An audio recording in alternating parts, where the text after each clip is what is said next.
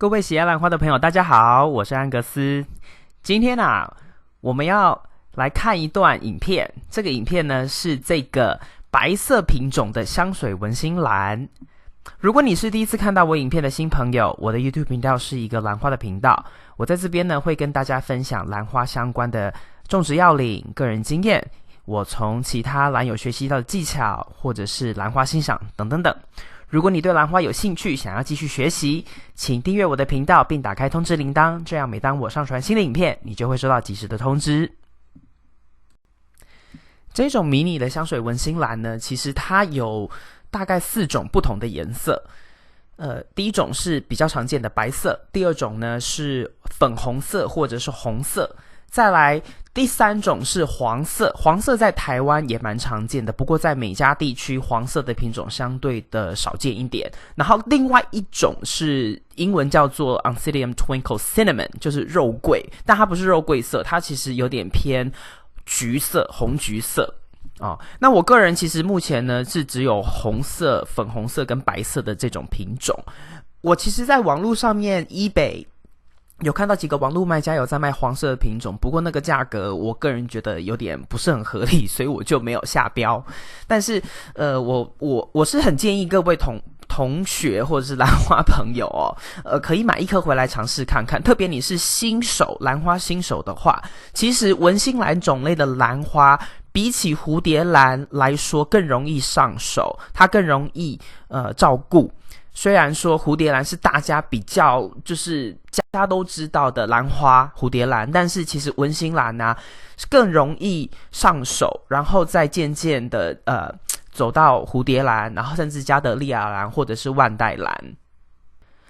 它除了好照顾之外呢，其实另外一个它的很好的特点就是它很迷你，它是小型的，所以一般居家的环境里面呢，它不会占掉很多的空间，甚至就是养在窗户旁边都不会担心它会因为它体积过大而撞到打翻等等。那你现在看到的这个就是呢，我是把它用有介质的半水根的方式在养。那基本上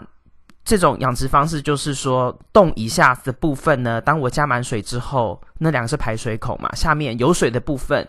就是会一直都让这杯内保持湿润的状态。那这些介质是不会分解的。那你刚刚有看到其实有一些根它已经在介质里面串了表示说这个兰花它其实非常适应，或者是说已经适应，然后也喜欢这样的种植方式。那它一旦真正等到它的根系长到它的蓄水池里面，就是洞以下的部分的时候，其实就是开启自动导航了。就是你只要加水，因为它已经非常适应，你就不需要太担心它会有怎么样的状况。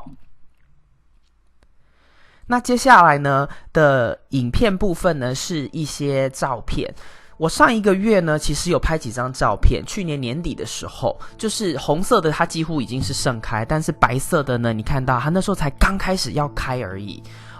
那个时候我就照了几张相，因为主要我是要针对红色的那一颗粉红色的这一颗去做讨论，但这2颗它们的味道稍微有一点点不同，其实都是很甜的味道，但白色的味道比较偏甜，红色的味道就稍微有那么一点点的要怎么形容呢，稍微有一点点辣的感觉，稍微，但是不是像辣椒那种辣，但是就是你会感觉它好像多了一点辛香料的那种味道。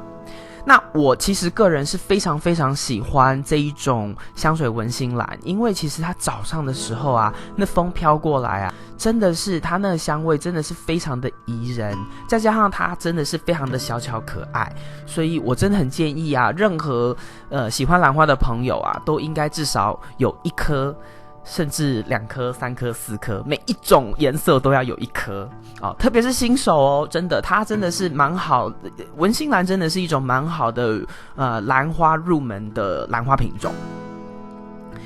那